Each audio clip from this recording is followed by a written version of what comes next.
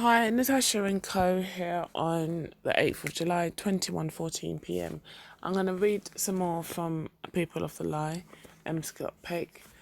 I'm on chapter 3, The Encounter with Evil in Everyday Life. I last read The Case of Roger and His Parents, and now within that chapter is the subsection called The Case of Hartley and Sarah. It reads, I first saw them a week after Hartley had been discharged from the state hospital. A month before, at 11 o'clock on a Saturday morning, Hartley had cut both sides of his neck with a straight-edge razor. Bare-chested, he walked out from the bathroom into the living room, where Sarah was balancing their checkbook. I just tried to kill myself again, he announced. Sarah turned around to see the blood streaming down his torso. She called the police, who called the ambulance. Hartley was taken to the local emergency room. The cuts were relatively superficial. He had failed to sever either the carotid arteries or the jugular veins. After the cuts were sutured, he was transferred to the state hospital. It was his third suicide attempt and third admission to the state hospital during the preceding 5 years. Because they had recently moved into the area, Hartley was referred for follow-up care to our clinic after he was discharged from the hospital. His discharge diagnosis was involutional depressive reaction. He was on high doses of antidepressant and tranquilizer medication. When I went out to the waiting room to greet him, Hartley was sitting silently next to his wife, staring into space with dull eyes. An average-sized, grey man who seemed smaller, as if he had been crushed into a very little space. I felt tired looking at him. Lord, I thought, I wish the state hospital would try to get these people a little better before they kick them out. He's still as depressed as the black hole of Calcutta, but I tried to look welcoming. I'm Dr. Peck, I said to him. Come on into my office. Can my wife come too? Hartley mumbled in a pleading tone. I looked at Sarah, a thin, angular woman, smaller than her husband, yet seeming considerably larger. If it's all right with you, Doctor, she responded, smiling sweetly. Her smile did not make me feel any happier. Somehow it was incongruous with the faintly bitter expression conveyed by the tight wrinkles around her mouth. She wore steel-rimmed spectacles and reminded me of a missionary lady. I led them both into my office. Once we were all seated, I looked at Hartley. Why did you want your wife to come in with you? I asked. I'm more comfortable when she's close to me, he replied flatly. There was no particular warmth in this. It was just a statement of fact. I must have looked quizzical. Hartley's been that way for the longest time, Doctor, Sarah announced, smiling gaily. He hates to let me out of his sight for a moment. Is that because you're jealous? I asked Hartley. No, he said dully. Then why? I'm scared. Scared of what? I inquired. I don't know, I'm just scared. I think it's because of his thoughts, Doctor, Sarah interrupted. Go on, Hartley. You can tell him about your thoughts, she instructed. Hartley said nothing. What is she talking about? I asked. My thoughts about kill, Hartley replied in his monotone. Kill? I repeated. You mean you have thoughts about killing? No, just kill. I'm afraid I don't understand, I said lamely. It's just a word thought, Hartley explained, without emotion. The word kill comes into my mind, like someone had said it. It can come any time, but most of the time it's in the morning, when I get up and start shaving and start looking at myself in the mirror. It's just there. Kill. Almost every morning. You mean like a hallucination? I queried. You hear a voice telling you to kill? No, Hartley answered. No voice, just a word in my mind. When you're shaving? Yes, I always feel worse in the morning. Do you shave with a straight-edge razor? I asked with sudden intuition. Hartley nodded. It sounds as if you want to kill someone with your razor, I continued. Hartley looked frightened. It was the first sign of emotion I had seen on his face. No, he said emphatically. I don't want to kill anyone. It's not a feeling, just a word. Well, you apparently wanted to kill yourself, I commented. Why was that? I feel so horrible. I'm no good to anyone. I'm nothing but a burden to Sarah. The heaviness of his voice weighed on me. He certainly would not be a joy to be around. Is he a burden to you? I asked Sarah. Oh, I don't mind, she replied cheerfully. I would like to be able to have a little time to myself, and of course we don't have enough money. So he is a burden, you feel? The Lord supports me, Sarah answered. Why is it you don't have enough money? I asked. Hartley hasn't worked for 8 years. He's been so depressed, the poor dear, but we get by on what I make at the telephone company. I used to be a salesman, Hartley interjected plaintively. He did manage to work the first 10 years we were married, Sarah agreed, but he was never really very aggressive. Were you, dear? I made over $20,000 in commissions alone the year we got married, Hartley objected. Yes, but that was in 56. That was a boom year for electrical switches, Sarah explained patiently. Anyone who happened to be selling switches in 56 would have made that kind of money. Hartley was silent. Why did you stop working? I asked him. My depression.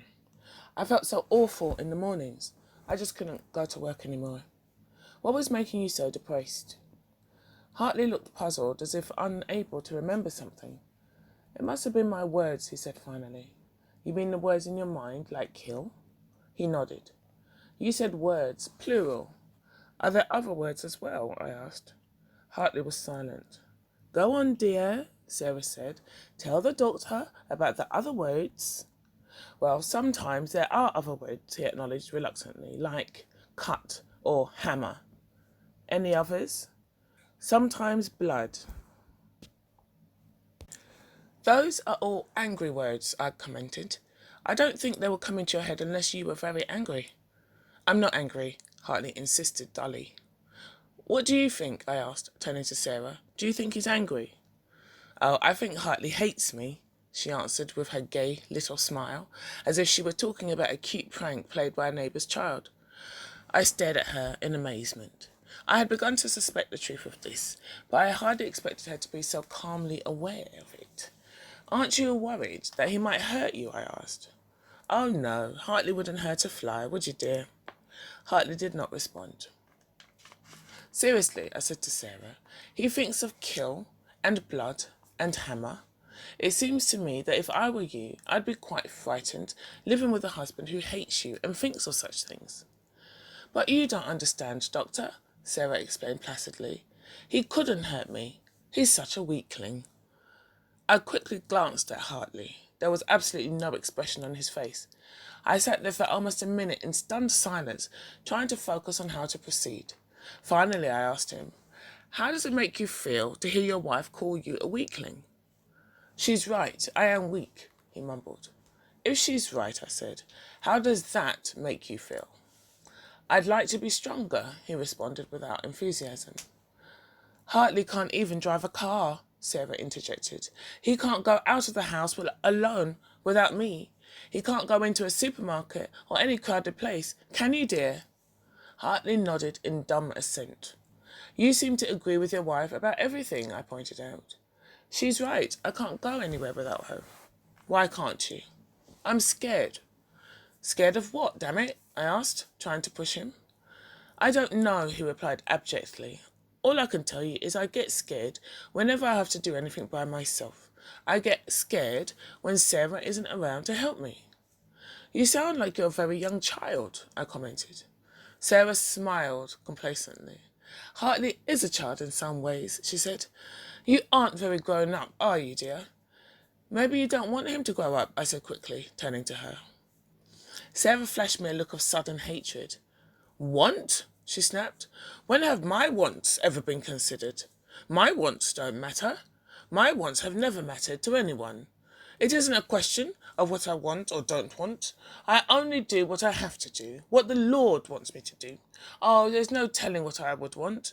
Who cares that Harley's a burden? Who cares that I do all the work, that I do all the driving, that I do all the shopping? But I don't complain. No, what right do I have? No, Sarah doesn't have rights. Sarah doesn't complain. Hartley's depressed. It's not for me to complain. Hartley's a worm of a man. But no one cares about Sarah. I just shoulder the burdens the Lord has given me. Sarah does what she has to do. I was taken aback by this diatribe and not sure that I wanted to tangle with her again. Diatribe is like an impassioned speech, usually against something. Let me check out diatribe. A bitter and abusive speech or piece of writing. Yeah. Okay, so I was taken aback by this diatribe and not sure that I wanted to tangle with her again. But I proceeded, more out of curiosity than a sense that there was any way I could help the situation. I gather the two of you have no children, I said. Was that a choice you made? Hartley's incapable of producing children, Sarah announced. Oh, how do you know that? Sarah gave me a look, suggesting I was ignorant of the facts of life. Because I've been examined by the gynecologist, she explained. He said I was perfectly all right. There's nothing wrong with me. Have you also been examined? I asked Hartley. He shook his head. Why not? Why should I? Hartley countered, as if I were unable to see the obvious. There's nothing wrong with Sarah, so it must be my fault. Hartley, you're just about the most passive man I've ever met, I said. You passively assume your wife is telling the truth about her examination. You passively assume that because her examination was normal, yours would be abnormal. There are lots of cases in which both the husband and wife are normal, but still don't have children. You may well be perfectly okay. Why don't you check it out? There'll be no point to that, Doctor, Sarah announced for him. We're too old to have children, and we don't have the money for any more tests. You forget that I'm the only one who makes the money. Besides, she said, smiling, can you imagine Hartley being a father? He can't even make a living. But wouldn't it be worth it for Hartley just to know that he's not physically incapable of being a father? Sarah's right, Hartley said, actually coming to the defence of his wife's assumption of his inadequacy. There'd be no point in it. By now I was feeling very tired.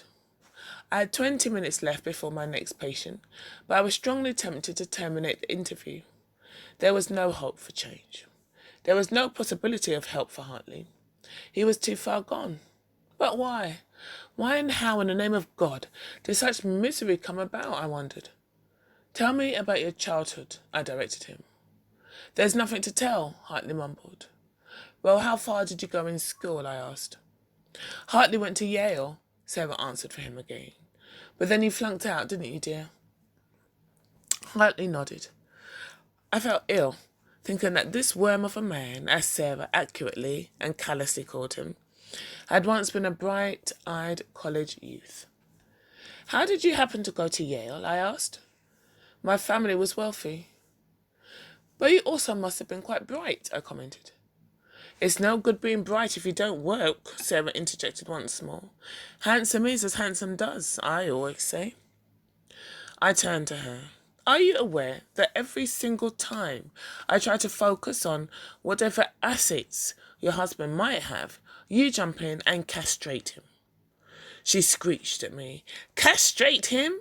Castrate him, do I? All you doctors are alike. Maybe you castrate him, they say. It's all my fault, isn't it? Oh yes, it's always Sarah's fault. He doesn't work, he doesn't drive, he doesn't do anything, but it's all Sarah's fault. Well, let me tell you. He was castrated before I ever met him. His mother was an alcoholic slob. His father was as weak as he is. He couldn't even make it through college. And then they accused me of marrying him for his money. Ha! What money? His slut of a mother has spent all the money slopping up her booze. I hadn't seen any money. Nobody's ever helped me out. Nobody helps Sarah. Sarah does it all. But she castrates him, they accuse. But do you think any of them are ever interested in me? No. No one. They just accuse me. I could be interested in you, Sarah, I said gently, adding, if you'd let me. Why don't you tell me something about your family and your growing up? Oh, so now I'm the patient, am I? She asked bitterly. Well, I'm sorry. I'm not going to be your guinea pig. I don't need your help. There's nothing wrong with me. I can get all the help I need from my minister. He understands me. He knows what I go through. God gives me all the strength I require. I brought Hartley here for help. He's the one who needs it. You help him, that is, if you can. I'm quite serious, Sarah, I said. You're quite right that Hartley needs help, and we'll give him whatever help we can. But I think you need help as well. It's a terribly difficult situation that you're in, and I can see you get upset by it. I think you might feel much better if you had someone to talk to, or if you let me give you a mild tranquilizer. But Sarah had pulled herself together. She sat back in her chair and smiled at me as if I were a nice but misguided young man. Thank you, Doctor, you're very kind, she said. But I'm afraid I don't get upset. There's very little that upsets me in this world. I beg to differ, I countered. I think you just were upset. Quite upset. Perhaps you're right, Doctor, Sarah replied, not about to be shaken again. Hartley's illness has been a terrible burden on me. It could be much easier for me if he didn't exist. I winced inwardly. Hartley seemed unaffected. He was already so depressed and downtrodden that he was beyond being affected any further. Why don't you leave him then? I asked. I think you'd be better off without the burden, and in the long run it might also be better for Hartley if he were forced to stand on his own 2 feet. Oh, I'm afraid Hartley needs me too much for that, Doctor, Sarah responded, smiling maternally. She turned to her husband. You wouldn't be able to make it if I left you, would you, dear? Hartley looked terrified. It would certainly be very difficult for him, I acknowledged, but it could perhaps be arranged for Hartley to go into the hospital for an extended period of time. You would know that he'd been well taken care of, and he could be supported there as long as necessary to make the adjustment. Do you think you would like that, dear? Sarah asked him. Would you like to go back to the hospital and have me leave you? Please, Hartley whined. Please don't. Tell the doctor why you don't want me to leave you, dear, Sarah commanded. I love you, Hartley whimpered. See, Doctor, Sarah explained victoriously. I couldn't leave him when he loves me. But do you love him? I asked. Love? Sarah asked, almost with amusement. What is there to love? No, I think you might best call it duty, Doctor. I have a duty to take care of him. I'm not sure how much it's duty and how much it's need, I said, confronting her. From where I sit, it looks as if you have a deep-seated need for the burden that Hartley represents. Perhaps it's because you never had a child of your own. Perhaps you're trying to make Hartley the infant you couldn't have. I don't know, but I do know that for some reason or other you have an overpowering need to dominate Hartley, just as he has an overpowering need to depend on you. Your needs are being fulfilled by this strange marriage just as much as his are. Sarah laughed oddly, a weird, hollow giggle. Apples and oranges, Doctor, she said. Yes, apples and oranges. You can't compare them. You can't compare Hartley and me. We're like apples and oranges. But you don't know which is which, do you? Am I the apple or am I the orange? Am I crinkly skinned or smooth skinned? Am I thick skinned? She gave her odd giggle again. Yes, I guess I'm thick skinned. We have to be thick skinned against those who persecute us. You're the pseudoscience persecutors, but it's all right. I know how to handle the orange peelers and apple slicers. The Lord loves me. We have power in heaven. You can think what you think, say what you say, but it's garbage, she spat. That's where they end up, isn't it? The orange peels and apple slices. In the garbage. And that's where all you pseudoscience persecutors will end up. In the garbage. With all the other fruits, she ended triumphantly. I became frightened that I had made a mistake in confronting Sarah as I listened to her lose her control. Hartley, with his misery, his suicide attempts, and his pathetic existence was bad enough. What could be served with both of them ending up in the hospital? She probably felt cornered. I had better give her plenty of exit space so that she might pull herself together again. We've almost come to the end of our time, I said, and we've got to decide on a plan of treatment. I gather you don't feel yourself in need of any treatment at this time, Sarah, and certainly you seem to be functioning well. But Hartley definitely seems to require some assistance, don't you think? Yes, poor Hartley is not doing well, Sarah agreed, acting as if the past few minutes had never happened. We should do whatever we can to help him. I breathed a silent sigh of relief. My meddling in the marriage, although accomplishing nothing, had apparently done no additional harm. "Do you think you need to stay on your medicine?" I asked Hartley. He nodded mutely. "Your thoughts get worse when you don't take your pills, don't they, dear?" Sarah said. He nodded again. "I suspect that's the case," I commented. "How about psychotherapy? Do you think you'd like to spend time with someone talking about yourself in depth?" Hartley shook his head. "It makes me feel bad," he mumbled. His last suicide attempt before this one occurred when they tried to give him psychotherapy, Sarah confirmed. I wrote out prescriptions for the same medicine Hartley had been on in the hospital at the same dosage and said I would like to see them again in 3 weeks to determine whether the medication needed adjusting. But the appointment wouldn't be a long one like this, I explained. In fact, it would be very brief. "Of course, Doctor," Sarah said as the three of us stood up. "You've already done so much for Hartley. We can't thank you enough." 2 minutes later, having written a brief note on the chart, I went out for a cup of coffee. Hartley and Sarah had just finished paying the secretary for the visit, and as they were going out the door, I overheard Sarah say, "This doctor's so much nicer than the other one at the other clinic, don't you think? At least he's American. We couldn't even understand what the other one was saying, could we, dear?" Perhaps the most interesting aspect of this case is not Sarah's evil, but Hartley's relationship to it. Hartley was in thrall to Sarah. The theme of thralldom, thrall, Thrall, is, when you're under somebody's spell. The theme of thralldom is not infrequent in fairy tales and myths in which princes and princesses and other beings have become captive to the evil power of some wicked witch or demon. Like other myths concerning evil, those need further study. But unlike the hero in such myths, I was not able to rescue Hartley from his slavery, for it was a willing thralldom. He had voluntarily sold his soul into Sarah's keeping. Why?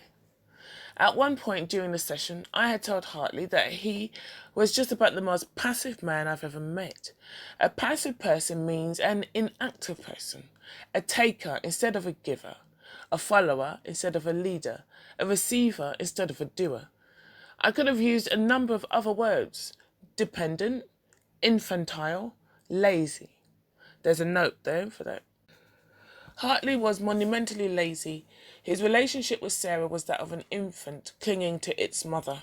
He would not even come into my office alone, much less take the risk or exert the energy to think independently for himself. Why Hartley was so extremely lazy we do not know for certain.